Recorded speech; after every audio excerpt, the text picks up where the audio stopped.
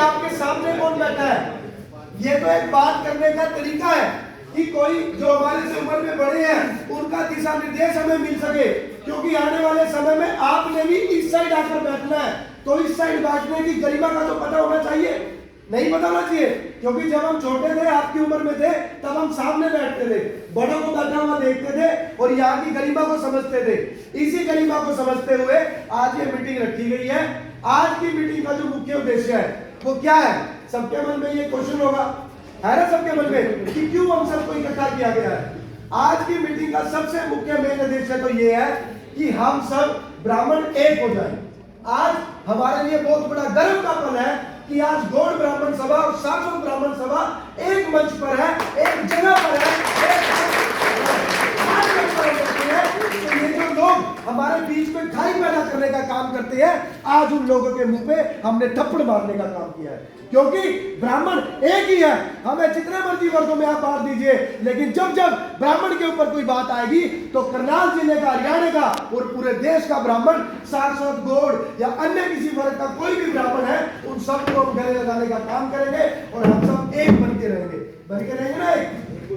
आप यहाँ पर एक प्रेस कॉन्फ्रेंस कर रहे हैं, उस विषय के लंबे में ना खींचते हुए दूसरे समाज के लोगों ने यहाँ पर आकर उनको ईंटों से पथराव किया। क्या ये बात उन्होंने ठीक की? पहला प्रश्न।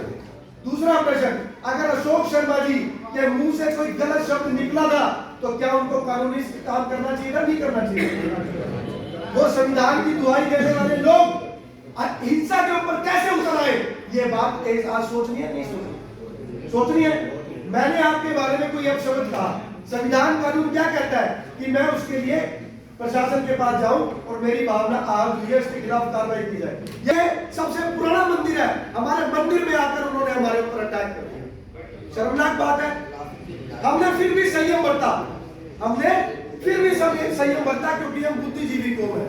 हमारा काम, आप युवाओं को, या मैं खुद युवा हूं, इन बुजुर्गों का काम हमें लड़वाना नहीं है कि हम ये एक दूसरे को मुकदमे लगवा दें कि कोई बात नहीं, एक दो गंदे व्यक्ति ने अगर हमला कर दिया है उसके खिलाफ कानूनी कार्रवाई करेंगे। लेकिन दूसरे समाज के लोगों ने सड़कों पे उतरकर उल्टा अशोक जी के ऊपर बयान लगाना शुरू कर दिया और अपनी गलती माननी बंद कर दी। इसी विषय पर सिविल लाइन के अंदर एक पंचायत हुई। एसएचओ ने कहा, ये विषय मैं आपको इसलिए बता रहा हूँ कि समाज में बहुत ज्यादा भ्रांति फैली हुई है कि समझौता हो गया है। वो मैं आपको इसलिए क्लियर करना चाहता हूँ कि मैं उस पंचायत में था, हमारे माननीय प्रधान जी थे, जी थे और भी अन्य व्यक्ति। उस पंचायत के अंदर, छोटे भाई, उस पंचायत के अंदर हमने वहां पर, उन्होंने बुलाया कि हम 7 आदमी जाएंगे। देखिए कितनी बड़ी विडंबना है कि हम तो कानून का पालन करने वाले व्यक्ति 7 ही गए, फिर वो 200 आदमी गए। हमने सोचा चल कोई बात नहीं, करने दो, हम तो 7 ही बहुत है, क्योंकि हमें पता था कि आप लोग हमारे साथ हैं, कोई गलत काम करने थोड़ी गए थे हम वहां पे। दूसरा, जब वो यहाँ से उनका काफिला निकला, उन्होंने यहाँ पर बुलेट के पटाखे जलाए, बुलेट के पटाखे जलाए और क्या नारा दिया उन्होंने कि जो हमसे टकराएगा वो चूर चूर हो जाएगा।